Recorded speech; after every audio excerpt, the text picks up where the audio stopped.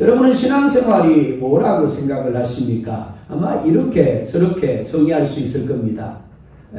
저마다의 생각이 다를 수 있겠죠. 저는 신앙생활을 이렇게 정의하고 싶습니다. 신앙생활은 믿음이라는 테두리를 넓혀가는 것이고 나를 무너뜨려가는 것이다. 사람들은 삶에서 항상 자기 자신이 처한 상황과 조건만큼만 반응하려는 경향을 가지고 있습니다. 그러나 자신이 처한 상황이나 조건을 뛰어넘는 경험을 하게 되면 믿음이라는 테두리가, 나라는 테두리가 그만큼 넓어지게 되어집니다. 하지만 여전히 나라는 테두리를 벗어나지는 못합니다. 비록 넓어졌을지라도 나의 상황에, 나의 조건에, 나의 경험에 테두리 안에서 생각하고 반응하게 되어지는 겁니다. 신앙생활은 이 나라는 테두리를 온전히 무너뜨리고 끝이 없는 하나님의 테두리를 나의 테두리로 만들어가는 과정이라고 할 수 있습니다. 그래서 온전히 하나님이 뭐라고 말씀하시든 그 말씀 앞에서 아멘 하는 자리에까지 나아가게 되는 겁니다. 그게 천국입니다. 먼저 17절에 보면 이렇게 말씀을 합니다. 함께 볼까요? 시작. 예수께서 자, 나사로가 죽었습니다. 그리고 무덤에 있은 지 며칠이 되었다고요? 나흘이 되었다라고 말씀을 합니다. 신경 쓰지 마세요. 우리 본생 보천이가 조금 문제가 좀 있는 것 같습니다. 저를 보십시오. 나사로가 죽었습니다. 그리고 무덤에 있은 지 이미 나흘이 되었습니다. 그래서 마르다가 예수님께 주님이 여기 계셨더라면 내 오라버니가 죽지 않았을 것이다 라고 합니다. 마르다의 말대로 예수님은 수많은 병자들을 고쳤습니다. 그러니까 예수님이 나사로가 병들어 죽어가고 있다는 소식을 듣고 곧바로 왔더라면 실제로 나사로는 죽지 않았을지도 모르겠습니다. 그런데 예수님은 나사로가 병이 들어 죽어가고 있다는 것을 알고도 의도적으로 이틀이나 더 그곳에 머무셨습니다. 그래서 나사로를 고칠 기회를 놓쳐버리게 되었습니다. 그리고 결국 나사로가 죽게 되었습니다. 그래서 마르다가 이렇게 이야기를 합니다. 하였더라면, 사실 원망이 조금 묻어있는 느낌입니다. 이것이 우리의 모습입니다. 하였더라면, 함께 계셨더라면, 기도에 응답하셨더라면, 뭐 하였더라면 그러죠. 하지만 이것은 어디까지나 인간의 시각입니다. 하였더라면 이것은 나의 테두리입니다. 앞서 이야기한 것처럼 예수님은 나사로의 소식을 들었습니다. 나사로가 병이 들어 죽어간다는 것을 모른 것이 아니라는 겁니다. 알았습니다. 모른 척한 것도 아닙니다. 단지 어떤 의도를 가지고 이틀을 더 그곳에서 머무르신 겁니다. 우리도 마찬가지입니다. 우리가 기도하는데도 불구하고 우리가 기도하는데 우리가 기대하는 방식대로 응답이 되지 않는 때가 있습니다. 왜 그렇다고요? 하나님이 모르기 때문인가요? 하나님이 모른 척하기 때문인가요? 아니면 하나님이 나를 사랑하지 않는 건가요? 어떤 분은 그러더라고요. 목사님, 하나님이 나를 떠나신 것 같아요. 아니요. 하나님이 모르는 게 아닙니다. 하나님 모른 척하는 것도 아닙니다. 하나님 나를 사랑하지 않는 것도, 하나님 나를 떠나신 것도 아닙니다. 나와는 다른 어떤 목적을 가지고 계시기 때문에 의도적으로 응답을 미루고 계시는 겁니다. 4절을 볼까요? 시작. 예수께서 들으시고 이르시되 이 병은 죽을 병이 아니라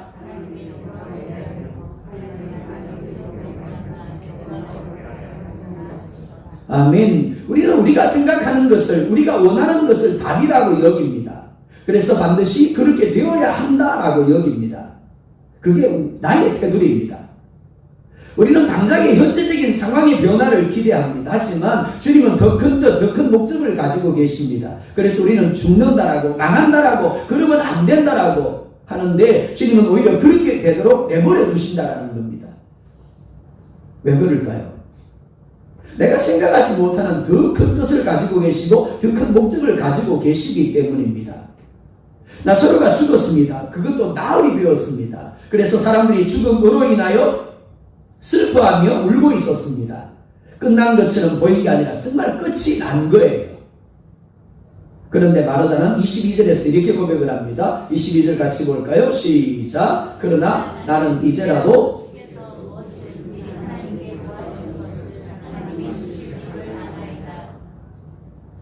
예, 여기 아멘 하셔야 되는 겁니다. 네. 대단한 고백이지 않습니까? 주가 나으리 되었단 말이에요. 어땠을까요? 시작은 썩기 시작을 했겠죠. 중동지방이니까 아무리 불속이라 그래도 썩기 시작을 했을 겁니다. 그리고 진물이 흘러내리고 있었겠죠. 근데 마라도는 뭐라 이야기합니까? 이제라도 썩어서 진물이 흘러내리고 있지만 이제라도 예수님이 하나님께 구하면 하나님이 들어주실 줄을 내가 믿습니다. 정말 대단한 거죠. 그렇습니다. 우리에게는 진행 중인 것과 끝이 난 것에 구분이 있습니다. 아, 이건 끝난 거야. 이건 아직 가능성이 있어. 진행 중이니까. 하지만 하나님께는 끝났다가 없습니다. 하나님께는 늘 진행 중이에요. 오히려 과거 완료형입니다. 되었다예요. 하나님께는 안 된다는 것이 없습니다. 못하실 것이 없는 하나님입니다. 그러니까 그런 하나님에게는 한계 상황이라는 것이 존재하지 않습니다. 자, 그러니까 분명히 이 마르다의 고백은 정말 대단한 고백입니다. 여러분들도 이런 고백을 할 수 있기를 원합니다. 이런 믿음이 되기를 원합니다. 하지만 우리는 마르다의 고백 속에서 뭔가 방향이 잘못되었다는 것을 발견할 수 있어야 합니다. 마태복음 8장 2절을 보면 한 나병 환자가 예수님께 나와서 이렇게 고백을 합니다. 함께 볼까요? 시작. 자, 이 말은 무슨 말입니까? 주님이 원하지 않으면 깨끗하게 안 하셔도 됩니다. 여러분 이렇게 고백할 수 있으시겠습니까? 망했는데 주님이 원하시면 지금이라도 나를 일어나게 하실 수 있습니다. 회복시킬 수 있습니다. 부자가 되게 하실 줄 믿습니다. 성공하시게 하게 하실 줄 믿습니다. 하면 아무도 안 하시네. 네. 하기 싫은 모양입니다. 자, 그런데 이렇게 고백하는 겁니다. 하지만 주님이 원하지 않으면 그냥 실패 자리에 있어도 됩니다. 질병의 자리에 있어도 됩니다. 망한 자리에 있어도 됩니다. 그렇게 고백할 수 있으시겠습니까? 자, 마르다의 고백과 나병 환자의 고백의 공통점과 차이점을 한번 찾아보자고요. 공통점은 뭡니까? 자신이 처한 상황의 한계를 뛰어넘어서 분명히 인간적인 관점으로 보면 어떻습니까? 안 되는 거예요. 이미 끝난 겁니다. 그죠? 불가능합니다. 100% 절대 부정이에요. 그런데 뭐라고 이야기합니까? 얼마든지 주님은 할 수 있습니다라고 고백을 하고 있습니다. 마르다도 나병 환자도 똑같습니다. 그죠? 이 믿음이 우리 가운데 있어야 되는 겁니다. 자, 그런데 차이점은 뭔데요? 마르다는 단지 상황 변화에 초점을 맞추고 있습니다. 무슨 말인가 하면 내 소원 넣어주세요. 내가 원하는 게 이루어주세요입니다. 내가 가지고 있는 문제를 해결해 주세요. 나 건강하게 해주세요. 나 부자 되게 해주세요입니다. 일방적으로 나의 원하는 것을 주님 앞에 이루어지도록 요구하고 있죠. 반면에 나병 환자는 어떻습니까? 주님이 원하시는 초점을 맞추고 있다는 겁니다. 분명히 마르다의 신앙은 대단한 것입니다. 아무나 마르다처럼 고백할 수 있는 게 아닙니다. 다 끝났는데 아무것도 없는데 절대 부정인데 내가 보기에도 그렇고 모든 사람이 보기에도 그렇고 가능성이 없어요. 자, 우리가 계속해서 10명의 정당군의 이야기를 나누었는데 10명의 정당군이 틀린 게 아니라 그랬습니다. 그죠? 그들은 객관적으로 본 겁니다. 그들이 보기에 이렇게 이야기를 합니다. 우리는 우리가 보기에도 메뚜기 같고 그들이 보기에도 메뚜기 같을 것이다. 그러니까 우리는 안 된다. 맞아요. 틀린 말이 아닙니다. 그런데 안 되지만 가려면 뭐라고 이야기합니까? 하나님이 하실 것이다. 우리는 못하지만 하나님이 하실 것이다. 이게 마르다의 고백입니다. 이미 죽었습니다. 그것도 나흘이 되었습니다. 사업장에 부도가 나고 빚잔치를 끝냈습니다. 손에 가지고 있는 것이 아무것도 없어요. 오히려 빚더미만 있습니다. 뭘 할 수 있을까요? 어떻게 다시 일어날 수 있을까요? 우리의 힘으로는 안 되는 겁니다. 우리의 노력으로는 안 되는 거죠. 그럼에도 이제라도 말하는 것은 오직 믿음으로만 가능합니다. 자신이 가진 테두리를 뛰어넘는 것이라고 할 수 있습니다. 하지만 이런 마르다의 신앙보다 한 차원 높은 것이 나병 환자의 신앙인 겁니다. 분명히 주님은 한계 상황이 없습니다. 그러나 문제는 우리가 머물고 있는 상황이 주님이 한계 상황을 가진 것처럼 보이게 할 때가 있다라는 겁니다. 주님이 우리를 사랑하지 않는 순간이라도 없습니다. 늘 주님이 우리를 사랑하십니다. 늘 주님이 우리와 함께 하시죠. 근데 문제가 뭐라고요? 때로는 주님이 우리를 사랑하지 않는 것처럼, 주님이 우리와 함께 하지 않는 것처럼 보일 때가 있다라는 거예요. 자, 그때 우리가 생각해야 될 게 뭐라고요? 아, 하나님이 나와 다른 뜻을 가지고 있구나. 하나님이 나보다 더 큰 뜻을 가지고 계시고 하나님이 나보다 더 큰 목적을 가지고 계시구나. 내가 생각하는 것보다 더 아름다운 것으로 더 좋은 것으로 내게 주시기를 원하시는구나 라고 믿어야 한다는 겁니다. 그게 나병한 자의 믿음이라는 거죠. 자, 이사야 55장 8절과 9절을 보자고요. 시작. 이는 내 생각이 내 길은 너희의 길과 다름이니라. 여호와의 말씀이니라. 이는 하늘이 땅보다 높음같이 내 길은 너희의 길보다 높으며 내 생각은 너희의 생각보다 높음이니라. 자, 아주 어려운 질문을 한번 해볼까요? 땅이 높을까요? 하늘이 높을까요? 너무너무 어려운 질문 아닙니까? 근데 너무 쉽게 대답을 하시네요. 땅이 높은가요? 하늘이 높은가요? 하늘. 아닌 것 같아요. 제가 30년 목회를 해보니까 많은 성도들이 땅이 높다고 생각을 하는 것 같아요. 자, 아기를 데리고 마트를 갈 때가 있죠. 제일 무서운 장소가 어디 가면 장난감이 있는 장소입니다. 아기가 가서 장난감에 눈이 꽂힙니다. 그럼 어떻게 할까요? 참새가 방앗간 그냥 못 지나간다고 사달라고 그럽니다. 근데 엄마 아빠가 보기엔 어떻습니까? 집에 똑같은 게 또 있어. 사줘봐요? 며칠 갖고 놀다가 그냥 처박아 두는 겁니다. 그러니까 쓸모가 없는 거죠. 그래서 안 된다라고 이야기를 합니다. 근데 아이는 어떻습니까? 사야 되겠다고 합니다. 심지어 심한 경우에 둘은 없습니다. 그래서 울고불고 난리 나는 거죠. 어쩔 수 없이 사줍니다. 집에 가면 어떨까요? 그거 안 써요. 며칠 하다가. 우리의 모습이 그럴 수 있다는 겁니다. 분명히 하늘은 땅보다 높습니다. 마찬가지로 우리가 생각하는 것보다 하나님이 생각하는 것이 높을까요? 낮을까요? 높아요. 여러분들이 대답하셔야 돼요. 내 생각이 높다. 하나님의 생각이 높다. 내 길이 높다. 하나님의 길이 높다. 뭘 물어요. 하나님의 생각이 높고 하나님의 길이 높죠, 당연히. 근데 문제가 뭐라고요? 때로는 너무 단순한 진리인데 하늘이 땅보다 높은 것을 인정하면서도 때로는 땅이 하늘보다 높다고 우길 때가 있더라 없더라. 어린 유치원 아이도 아는 상식을 무너뜨리면서 하나님 앞에 고집 피울 때가 있더라라는 거죠. 그게 문제라는 겁니다. 하나님이 그랬어요. 내가 원하는 대로, 내가 기도하는 대로 응답하지 않는 거예요. 이틀을 더 멈추는 겁니다. 기다려봐라.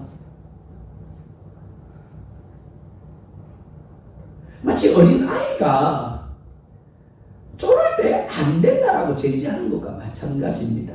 그렇습니다.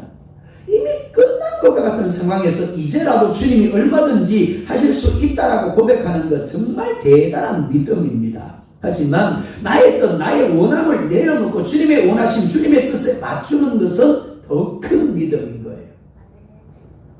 이전차도 합력하여 선을 이룰 것이다. 하나님이 더 좋은 것을 주시며 더 아름답게 하실 것이다. 그렇게 고백하는 것이 정말 하나님 우리 가운데 원하시는 믿음인 겁니다.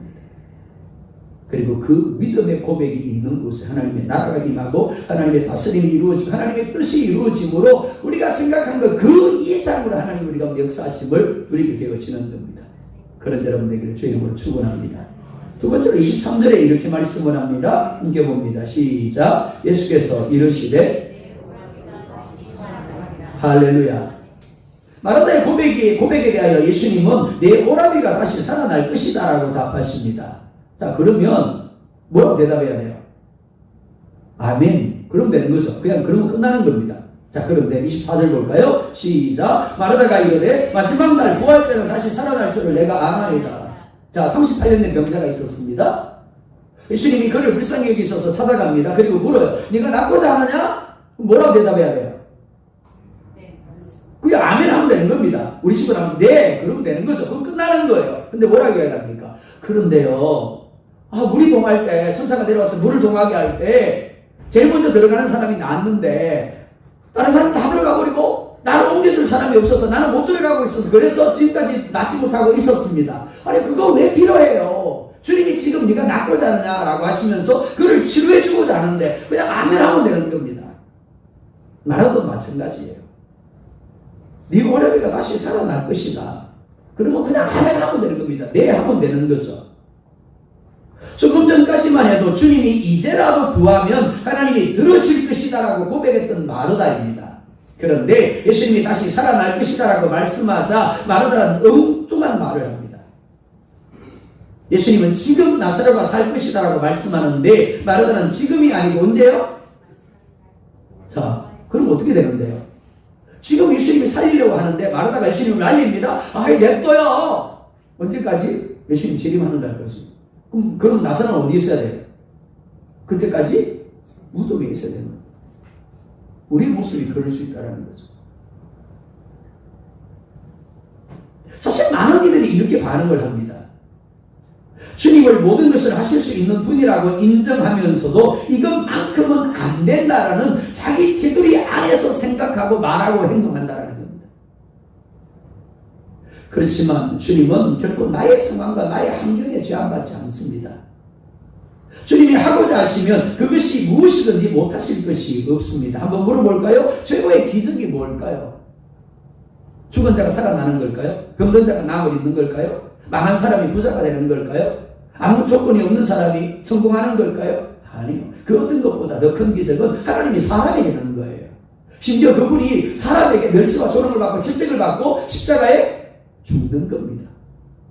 뭐 때문에 그렇게 하셨다고요? 우리를 사랑하기 때문에.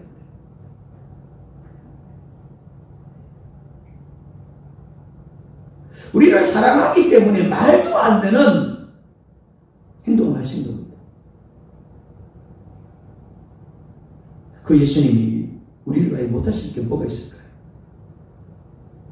사람이 되셔서 자신이 만든 사람에 의해서 멸시와 조롱을 받고 채찍을 받고 십자가에서 죽기까지 하셨는데 그 예수님이 우리를 향한 사랑 때문에 못하실 것이 뭐가 있을까요?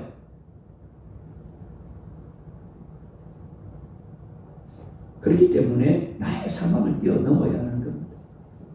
나의 생각을 뛰어넘어야 하는 겁니다. 25절에 이렇게 말씀을 합니다. 똑같이 봅니다. 시작. 예수께서 이르시되 나는 부활이요 생명이 나를 믿는 자는 죽어도 살겠고 인생이 가진 최고의 문제는 죽음의 문제라고 할 수 있겠습니다. 그렇기 때문에 이 죽음의 문제를 해결하신 주님이라면 하지 못할 것이 없다라고 할 수 있습니다. 주님은 우리 죄를 위하여 십자가에서 못 박혀 죽으셨습니다. 죽은 것처럼 보이게 아닙니다. 온몸에 있는 피를 다 쏟으심으로 죽으셨습니다. 그런데 3일 만에 다시 살아나셨습니다. 부활하셨습니다. 고린도전서 15장 20절에 이렇게 말씀을 합니다. 함께 봅니다. 시작. 그러나 이제 그리스도께서 죽은 자 가운데서 다시 살아나사 잠자는 자들의 첫 열매가 되셨도다. 어떻게 되셨다고요? 죽은 자 가운데서 다시 살아나셨대요.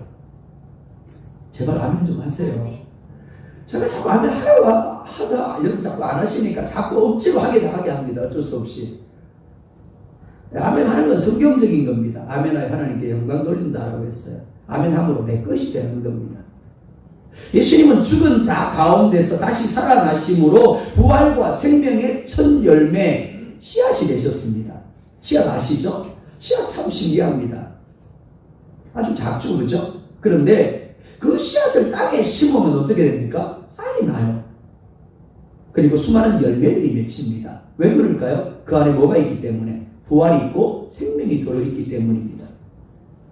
우리 역시 육신의 죽음을 맞게 됩니다. 그러나 인간의 테두리 한계로 볼 때 죽음이고 주님의 테두리로 보면 그냥 자는 거예요. 그래서 주님이 재림하시는 날 깨어나게 됩니다.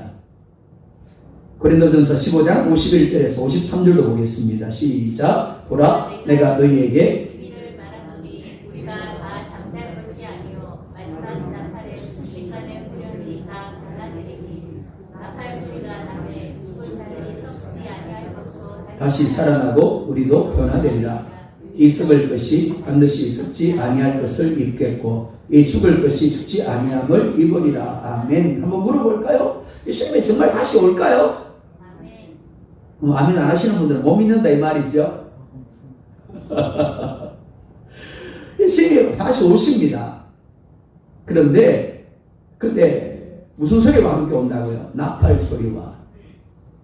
천군천사들이 예수님이 오신다고 나팔을 울린다는 겁니다. 그러니까 잘 귀를 기울이셔야 됩니다. 자나가 나팔 소리 울리면 어떻게 된다고요? 올라가야 되는 거예요. 나팔 소리 울리고 있는데도 잠자고 있으면 안 되는 겁니다. 그냥 이 땅에 머물러 있으면 안 돼요. 자, 그런데 이렇게 이야기를 합니다. 죽은 이들이 썩지 아니하고 죽지 아니할 몸으로 다시 살아나게 될 것이고, 죽은 자들이 어떻게 된다고요? 이미 썩었잖아요. 화상에서 가루가 돼서 날렸잖아요. 그렇죠? 근데 그런 일이 어떻게 된다고요? 썩지 아니하고 죽지 아니할 몸으로 다시 살아나게 될 것이다. 부활하게 될 것이다 라고 말씀을 합니다. 뿐만 아닙니다. 죽지 않은 이들이 썩지 아니할 것을 입을 것이다 라고 이야기합니다. 변화된다는 겁니다. 지금 우리 육신은 마음에 들지 않아요. 그죠? 마음에 드세요? 네. 제가 잘 생겼나요? 대답을 안 해주시네. 예, 저도 인기가 참 많았던 사람입니다. 잘생겼고. 근데 이제 나이가 들면서 머리가 빠지고 그러다 보니까, 예, 빛이 많이 나죠. 그죠? 예, 시험에 많이 들었습니다. 빛 나는 것 때문에. 예, 신경도 많이 쓰고 그런데, 자, 예수님이 다시 오실 때는 이 몸이 아닙니다. 변화되어집니다. 질병이 없는 몸입니다. 아픔이 없는 몸이에요. 예, 시간에 따라 늙어가는 몸이 아닙니다. 온전한 몸입니다. 하나님 보시기에 좋은 몸이에요. 그런 몸으로 변화된다라고 말씀을 합니다. 그리고는 예수님과 함께 영원히 왕노릇하게 되는 겁니다. 하나님의 나라에서 마치 잠을 자다가 깨는 것처럼 일어나게 되는 겁니다. 예수님은 나를 믿는 자는 죽어도 살 것이다 라고 하십니다. 어떻게 해요? 예수님이 부활과 생명의 씨앗이기 때문입니다. 믿는 것이 뭐라고 그랬습니까? 단순히 입으로 믿습니다라고 말하는 것이 아닙니다. 정말 하나님이신 예수님이 나를 위하여 십자가에서 죽으셨고 예수님의 죽음으로 나의 죄가 사함을 입었고 내가 하나님의 자녀가 되었고 하늘 백성이 되었음을 인정하는 거예요. 무엇보다 예수님과 예수님의 말씀을 신뢰하고 의지하며 맡김으로 얼마든지 나 자신을 부인하고 하나님께 복종하는 것을 가리킵니다. 이를 요한복음 1장 12절은 영접이라고 말씀을 합니다. 예수님이 나의 주인, 나의 구원자이심을 인정함으로 내 안에 받아들여서 그 주님이 내 마음과 내 삶의 주인이 되게 하는 겁니다. 그게 믿음이에요. 이런 이들이 생명과 부활을 누리게 된다라는 겁니다. 자, 하지만 우리가 기억해야 할 것이 있습니다. 이 생명과 부활이 미래적인 것만 되어서는 안 된다라는 겁니다. 마르다의 문제가 바로 여기에 있습니다. 예수님은 현재 지금 나사로가 다시 살아날 것이라고 말씀합니다. 하지만 마르다는 미래의 주님의 나라가 임할 때 다시 살아날 것이다 라고 이야기하고 있는 겁니다. 한번 생각해 보십시다. 예수님이 다시 오실 때 나사로의 몸은 이미 썩어 흙이 되어 있을 겁니다. 그때 다시 살리는 것이 쉬울까요? 아니면 지금 죽어 나흘이 된 때 다시 살리는 것이 쉬울까요? 뭐가 더 쉬울까요? 지금이 더 쉬울 겁니다.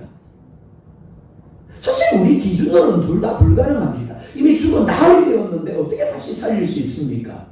그리고 이미 죽어 흙이 되어버렸는데 그가 어떻게 다시 살아나요? 말이 안 되는 거죠. 하지만 주님이 다시 오실 때 이미 흙이 된 몸을 다시 살릴 수 있다라면 지금 죽어 나흘이 된 나사로를 살리는 것은 얼마든지 가능한 일인 겁니다. 하지만 대부분 그리스도인들은 어떻습니까? 미래에 예수님이 다시 오실 것을 믿습니다. 그리고 그때 자신의 몸도 다시 살아나게 될 것을 믿습니다. 하지만 문제는 미래에 되어질 생명과 부활만 믿을 뿐 지금 현재의 상황 속에서 생명과 부활의 능력을 믿지 못하고 누리지 못하고 있다는 겁니다. 나를 죽음 가운데 일으킬 수 있는 분이라면 지금 나의 문제를 해결할 수 없을까요? 지금 나의 상황을 해결할 수 없을까요? 하나님이 어쩔 수 없어서 그냥 내버려 두고 있을까요? 모른 척하고 있을까요? 아니요.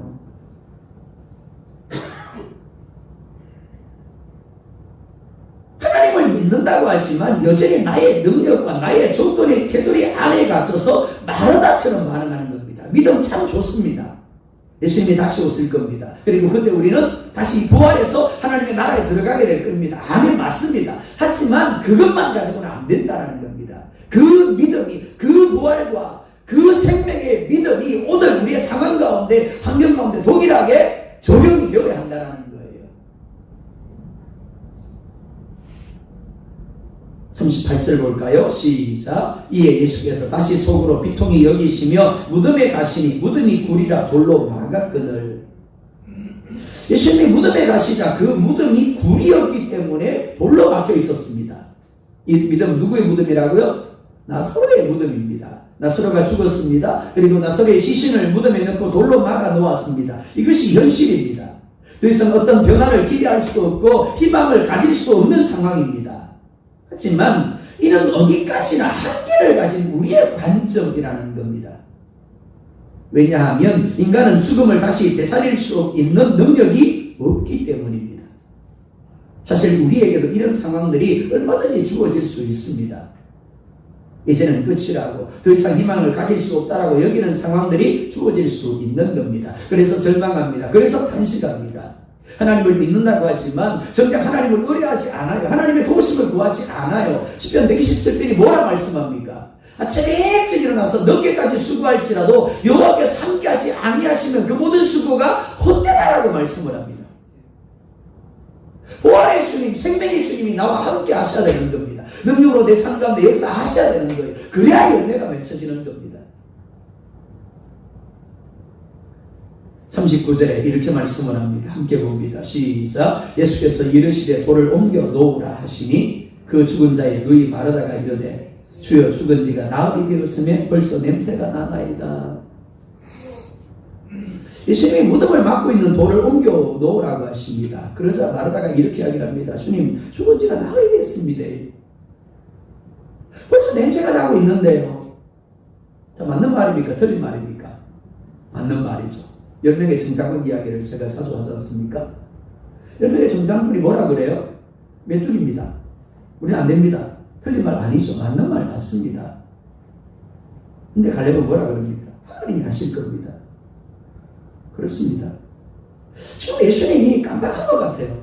나사로가 죽은 지 나흘이 된 걸 깜빡했어요. 나사로의 시신이 썩어서 냄새가 난다는 것을 깜빡했어요. 맞나요? 아니죠. 예수님도 나사로가 죽은 지 나흘이 된 걸 알고 있습니다. 그래서 시신이 썩어서 냄새가 난다는 걸 알고 있습니다. 근데 왜 예수님이 돌을 옮겨 넣으라 그럴까요? 나사로의 시체를 보기 위해서요? 썩는 냄새를 막기 위해서요? 아니요. 그를 다시 살리시기 위하여 무덤을 막고 있는 돌을 옮겨 놓으라고 하시는 겁니다. 왜요? 돌을 옮겨 놓아야만 주님이 나사로를 살려서 다시 나오게 할 수 있기 때문입니다. 마르다가 해야 할 것은 현실에 대한 자기 생각이나 자기 뜻, 자기 감정을 내려놓고 예수님을 생명과 부활의 주로 인정하며 지금 생명과 부활의 역사를 누리게 할 수 있는 분임을 믿고 아멘 하는 겁니다. 그리고 순종하는 거예요.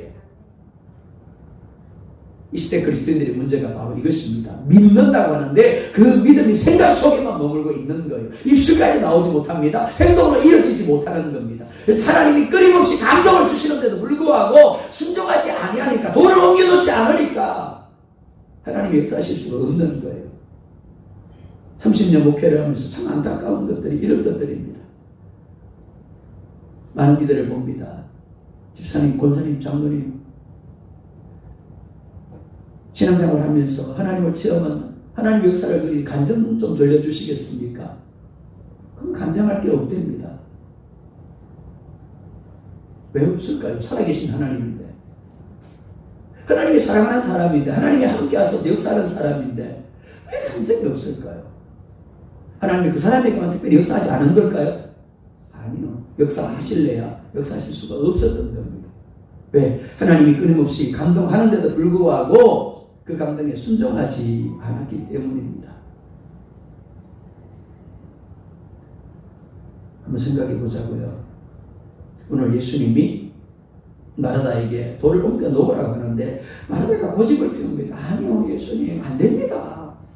도대체 무슨 말씀을 하고 계세요? 죽은 나흘에 대해서 냄새가 지긋지긋하게 나는데 지금 돌을 옮겨 놓으라고 그러면 어떡합니까? 제발 정신 좀 차리세요. 아니, 옮겨놔야 돼. 아니, 못 얻어놓습니다. 정말 그래? 그렇게 하기를 원하니? 예, 정말 그렇게 하기를 원합니다. 라고 해서 예수님을 그 무덤에서 떠나게 하였다면 어떨까요? 마르다는 다시 살아난 오빠를 보지 못했을 겁니다. 근데 우리의 모습이 그렇다는 겁니다. 40절에 이렇게 말씀을 합니다. 예수께서 이르시되 내 말이 네가 믿으면 하나님의 영광을 보리라 하지 아니하였느냐 하시니 뭐 하면요? 믿으면 영광을 보리라. 믿으면 하나님의 역사를 누린다라는 겁니다. 우리가 하나님의 이전 하나님의 영광을 보고자 한다라면 예수님이 무엇이든지 하실 수 있는 하나님이심을 믿어야 합니다. 예수님이 우리 안에 계신 성령님이 무슨 말씀을 주시고 무슨 감동을 주시든지 믿음으로 순종할 수 있어야 하는 겁니다. 그 믿음이, 그 순종이 죽음을 떠나가게 합니다. 저주를 떠나가게 합니다. 질병을 떠나가게 하고 가난을 떠나가게 하는 거예요. 가나 어린 잔치집에서 포도주가 떨어졌습니다. 마리아가 예수님께 와서 이렇게 이야기합니다. 포도주가 떨어졌어. 여기는 내가 무슨 상관이 있습니까? 근데 마리아가 이렇게 이야기합니다. 하인들에게 무슨 말씀을 하든지 그대로 해라. 예수님이 이상한 말씀을 합니다. 야, 물도 와서 저 항아리에 아구까지 채워. 포도주가 필요한데 물을 채우랍니다. 그 물을 뜨기 위해서 어떻게 했을까요? 하인들은 마을 어귀에 있는 우물까지 가야 하는 겁니다. 부지런히 물을 길어와서 아구를 채웠습니다. 그랬더니 또 예수님이 이상한 말씀을 하세요. 이제 갖다 줘라. 뭘 갖다 줘요? 물 갖다 주면 요거도 먹는데. 근데 아무 말 하지 않고 믿음으로 순종합니다. 그랬더니 어떻게 되었다고요? 가는 중에 그 맹물이 차상과 포도주로 막 휘어진 거예요. 누가 한 겁니까? 하인이 한 건가요? 마리아가 한 건가요? 아니요. 예수님이 한 거죠. 단지 하인들은 믿음으로 순종했을 뿐입니다. 돌을 옮겨놔? 예, 아멘. 갖다 줘? 아, 예, 아멘.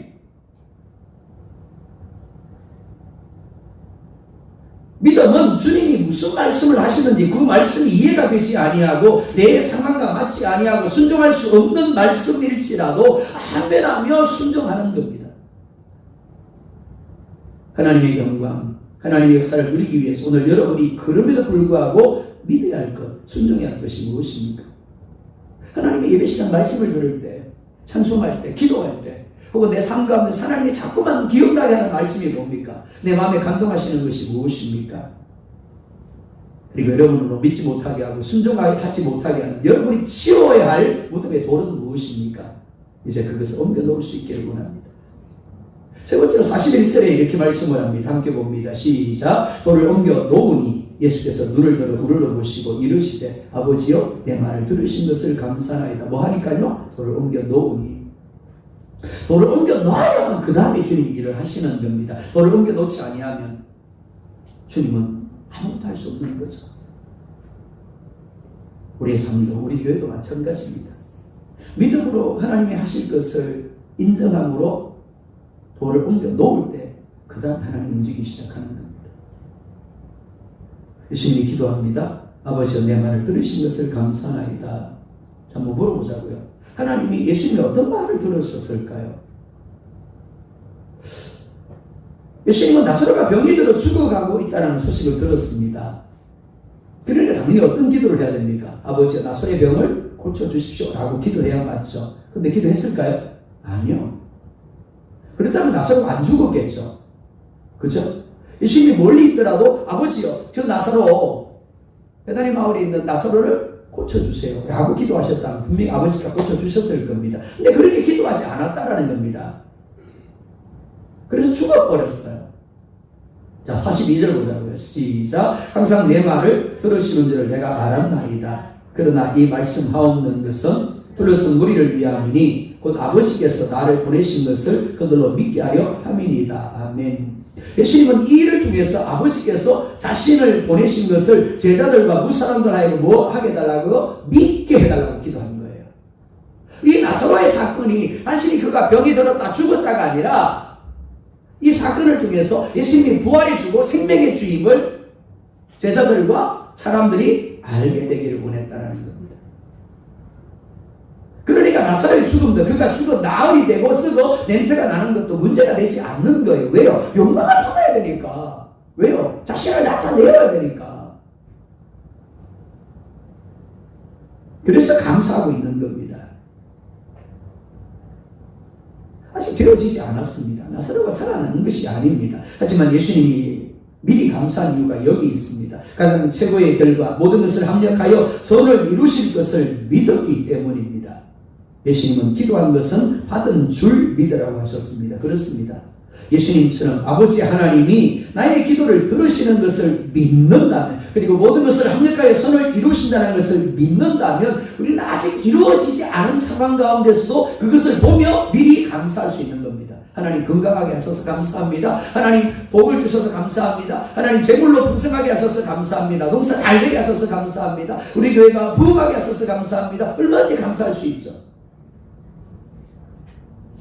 43절 44절 보겠습니다. 시작. 이 말씀을 하시고 큰 소리로 나사로야 나오라 부르시니 죽은 자가 수적을 대로 동인체로 나오는데 그 얼굴은 수건에 쌓였더라. 예수께서 이르시되 풀어놓아 다니게 하라 하시니 아멘. 예수님이 큰 소리로 말씀합니다. 나사로야 나오라. 그러다 죽어 나은 뒤에 나사로가 일어납니다. 그야말로 전설의 고향 아닙니까? 그렇죠? 무덤에서 걸어 나옵니다.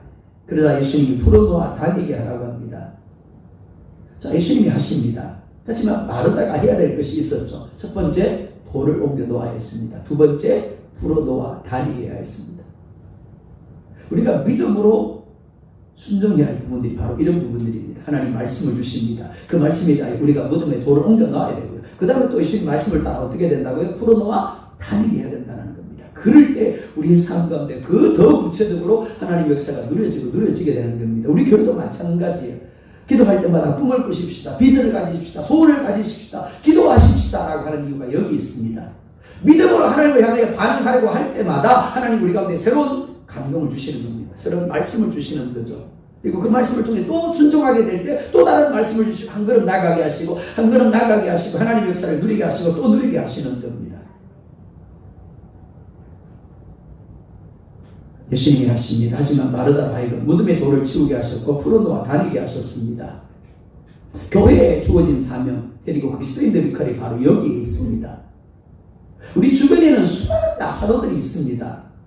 그들에게는 사망의 냄새가 함께하고 있고 저주의 냄새가 함께하고 있고 절망과 탄식의 냄새가 함께하고 있습니다. 이는 사람의 노력이나 힘으로는 결코 어찌할 수 없는 것들입니다. 오직 예수님으로만 가능한 것입니다. 그들에게 또 다른 마르다가 되어서 돌을 치우라고 하십니다. 풀어놓아 다니게 하라고 하십니다. 그것이 우리를 먼저 부르신 이유인 거예요. 45절 46절 볼까요? 시작. 마리아에게 와서 예수께서 하신 일을 본 많은 유대인이 그를 믿었으나 그 중에 어떤 자는 바리새인들에게 가서 예수께서 하신 일을 알리니라. 아멘. 예수께서 하신 일을 본 많은 유대인이 그를 믿었다라고 말씀을 합니다. 우리에게 주어진 사명이 바로 이것입니다. 예수님이 어떤 분이시고 그 예수님은 우리를 통하여 어떤 일을 하시는가를 보게 해야 됩니다. 그리고 그들로 하여금 믿게 해야 되는 것입니다. 우리를 통해서 가는 곳마다 이런 고침과 회복과 살리는 역사가 예수님의 이름으로 나타나게 해야 하는 겁니다. 사랑 여러분, 여러분이 믿어야 할 것이 무엇입니까? 그리고 여러분이 또 다른 마르다가 되어서 돌을 치우고 풀어놓아 다니게 해야 될 사람은 누구입니까? 믿음으로 전하십시오. 이거 하나님의 일하심에 하나님의 역사하심에 통로가 될 수 있기를 주의 이름으로 축복합니다.